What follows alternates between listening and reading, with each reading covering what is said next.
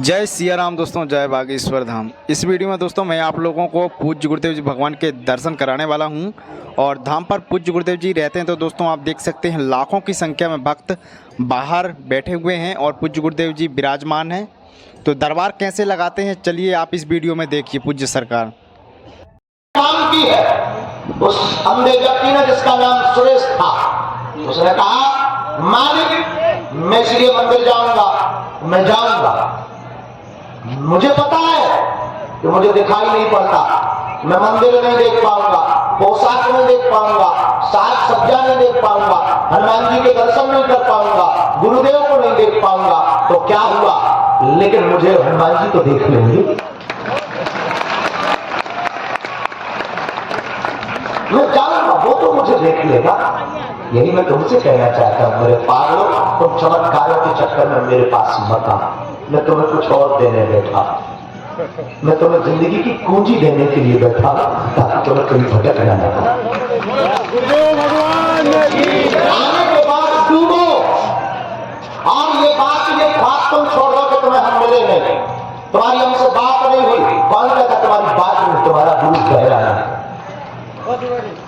तुम्हारा हनुमान जी बहरा नहीं, वो चींटियों की भी आवाज सुनता है, तुम्हारी तो वो सुन चुका। तो तुम कहोगे सुन चुका, मुझे तो खबर नहीं। मेरे पागलों उसी खबर को बताने के लिए पर्चा बनता है, बन जाए। और तुम ये टूटो मत। 4-5 दिन पहले एक व्यक्ति हमको मिलता है, वो कहता है कि हम 4-5 बार आ चुके, अब तो हमारी आस्था टूट रही, श्रद्धा टूट रही।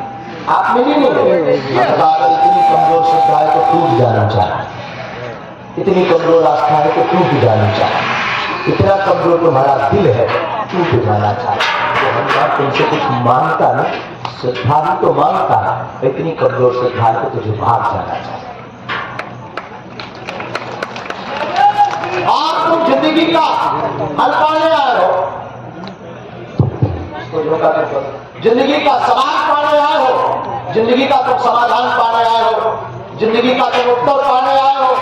और ये बात तुम बिल्कुल नोट कर लो कि तुम केवल एक प्रश्न का उत्तर पाने नहीं आए।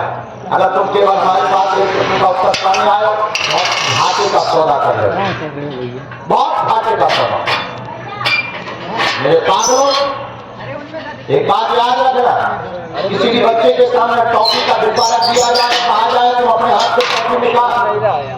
5-6 साल का बच्चा अपने हाथ से टॉफी निकालेगा तो उसकी मुट्ठी में मुश्किल से 4 या 5 टॉफी बनेगी।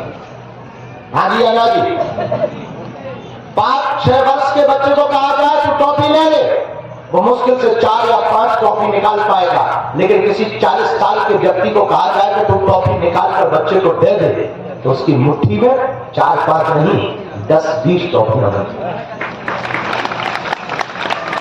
वही हम तुमसे कहना चाहते हैं, तुम अगर मांगोगे उतना ही मांगोगे जितनी तुम्हारी क्षमता होगी, और तुम बालाजी के अगर सदा सदा के लिए हो जाओगे तो वो उतना देगा जितनी उसकी क्षमता है। अब तुम्हें निर्णय करना है कि तुम्हें अपनी क्षमता से मांगना है या अपने गुरुदेव की क्षमता से पाना है। अगर तुम अपनी क्षमता से मांग रहे तो तुम बहुत छोटा, और तुम्हारी मांग भी 2 कौड़ी की और 2 रुपया की, तो हमारे पास आकर मांगते भी क्या, मकान, दुकान, बिजनेस, लुगाई, पड़ोसी ठीक हो जाए, बीमारी दूर हो जाए, मकान बन जाए, बेटा बेटी सफल हो जाए और लुगाई आ जाए। इनके अलावा तुम्हारे पास कोई क्वेश्चन नहीं होते, नौकरी के अलावा तुम्हारे पास कोई क्वेश्चन नहीं होते, लड़ाई भड़ाई शांत हो जाए इसके अलावा तुम्हारे पास कोई क्वेश्चन नहीं होते। और आद हो गई तुम्हारी बात सुनकर के तुम ताली पीटते हो, तुम जिस बाप के बेटे हो हम उसका नाम बताते तुम ताली पीटने लगते, वो बाप का नाम तो तुम खुद जानते हो। और तुम ये 2 कौड़ी की बातें मांगकर और ऐसे चले जाते हो हाले फूले, जैसे तुम्हें लगता हो कि तुमने युद्ध जीत लिया, जैसे तुमने जिंदगी जीत ली हो। और ये बात तुम भूल जाते हो कि ये समस्या का समाधान हो गया तो दूसरी खड़ी हो जाएगी। और अक्सर होता है एक समस्या का समाधान होता है, वो व्यक्ति हमें बागेश्वर धाम पर फिर मिलता है और हम उससे पूछते हैं आज तक लाखों की तादाद में यहाँ लोग आए, और लाखों की तादाद में लोगों को देखने के बाद हमने एक ही बात आज से 1 महीने पहले मानी कि लाखों लोग यहाँ से काम सफल करके गए, वो फिर भी बागेश्वर धाम पर देखे। हमने उनसे पूछा कि तुम बागेश्वर धाम पर क्यों हो? वो बोले अब नई मुसीबत आ गई। आपने कहा था कि जाओ शादी हो जाएगी, और 10 साल से शादी नहीं हो रही थी, शादी तो हो गई लेकिन लुगाई बिगड़ गई और नई मुसीबत लेकर के तुम आ गए। और मेरे पागलो, तुम 2 कौड़ी की वस्तुएं मांग करके दो पर्चा बनवा करके चल पड़ते हो। मेरे पागलो, मैं तुमसे यही कहना चाहूंगा, शायद ये बात तुमसे कोई कहता है और शायद तुम इस बात के लिए नहीं आए हो, तुम केवल अपने प्रश्न का समाधान पाने के लिए आए हो, तुम केवल अपने उत्तर पाने के लिए आए हो, लेकिन हम तुम्हें कुछ और देकर भेजने वाले हैं। मेरे पागलो, तुम्हें मांगना ही है तो 2 कौड़ी की वस्तुएं मांगकर प्रसन्न मत होना। मांगने का तुम्हें कभी मौका मिले, मांगने का तुम्हें कभी समय मिले, मांगने का तुम्हें कभी सौभाग्य मिले, मांगने का तुम्हारा कभी चंद्रमा जाग जाए तो तुम जा करके देने वाले को ही मांग लेना।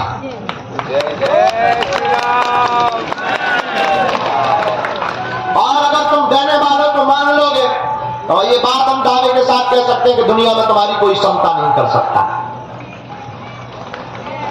लेकिन तुम भटके और अटके पड़े हो, तुम परेशान इसलिए हो क्योंकि आज तक तुम स्थिर नहीं हुए, आज तक तुम स्थायी नहीं हुए। और याद रखना, एक आदमी मार्केट जाता है, मार्केट में छाता लेने के लिए। पत्नी ने कहा मार्केट तो जा रहे हो, पर बहुत ही ठगने वाले लोग बैठे हैं मार्केट में।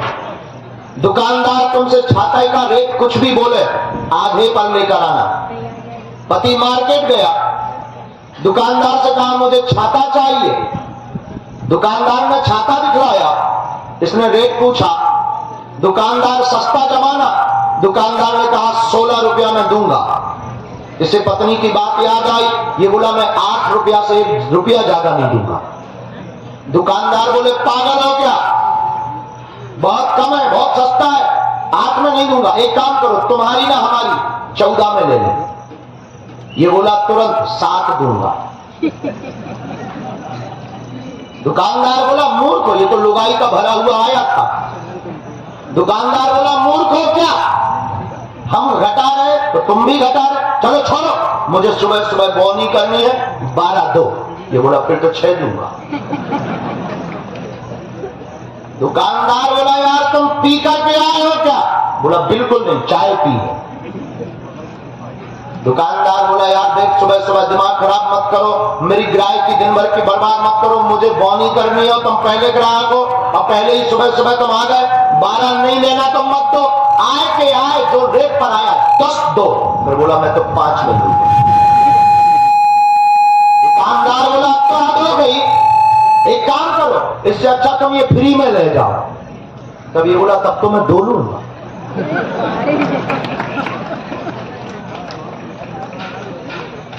और मेरे पागलो, बात ये हुई कि पूरे दिन भर मार्केट में घूमता रहा, एक छाता नहीं खरीद पाया। एक छाता इसलिए नहीं खरीद पाया क्योंकि वो एक भाव पर स्थिर नहीं रहा।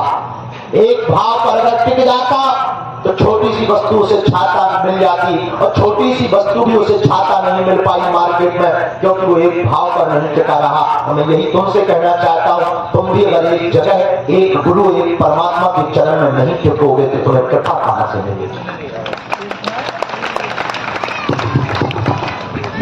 और मेरे पागलों, अगर तुम्हें कृपा को पाना है, अगर तुम्हें कृपा का आभास करना है, अगर तुम्हें कृपा को प्राप्त करना है तो मेरे पागलों, जिस प्रकार एक भाव की कहानी हमने तुम्हें सुनाई है, ये बात इसलिए भी सुनाई है कि शायद तुम्हारी चेतना अंदर की जाग जाए और शायद तुम हमारी बात को समझ पाओ। इसलिए ये नहीं कहते कि तुम बागेश्वर धाम से जुड़ जाओ ना, तुम भाग जाओ, जहां तुम्हारा मन करे वहां जुड़ जाओ, लेकिन एक गुरु, एक स्थान, एक इष्ट, एक आराध्य, एक धाम के हो जाओ। देखना कबहू तो दीन दयाल के भनक पड़ेगी।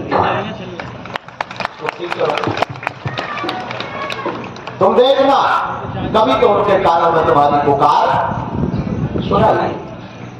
दूसरी बात, बागेश्वर धाम के दरबार में जो भी जुड़े हैं, आ रहे हैं, महत्वपूर्ण ये नहीं है कि आपका पर्चा बने, महत्वपूर्ण ये है कि आपकी नारियल की अर्जी बन जाए।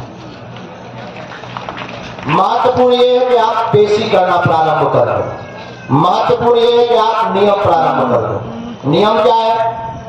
लहसुन प्याज मांस वगैरह बंद। और ये भी मत करना, ये चारों इसलिए बताते कि एक बार एक व्यक्ति को धोखे से हमने कहा लहसुन प्याज छोड़ देना। अब वो हमको मिला लगभग 8 महीने बाद। हमने कहा कहो तुम्हारे बच्चे का क्या हाल है? बोले बेहाल। हमने कहा क्या हुआ? बोले एक भी काम नहीं हुआ, उल्टा हो गया। हमने कहा आज तक हमने सीधा सुना था, ये उल्टा कैसे होगा? बोले ये तुम जाना। हमने पर्चा देखा, पर्चा एकदम ठीक था, बातें एकदम ठीक लिखी थी, पेशी भी एकदम ठीक थी, नियम भी एकदम ठीक था, बस एक कमी थी, पौवा पीना नहीं छोड़ा। हमने कहा ठटनी के भरे, जब भाई में सिग्नल आए, हमने कहा ठटनी के भरे, पौवा पीता रहा और कहता है बालाजी ने कृपा नहीं की। तो बोला इसमें हमारी गलती नहीं, आपने कहा था लहसुन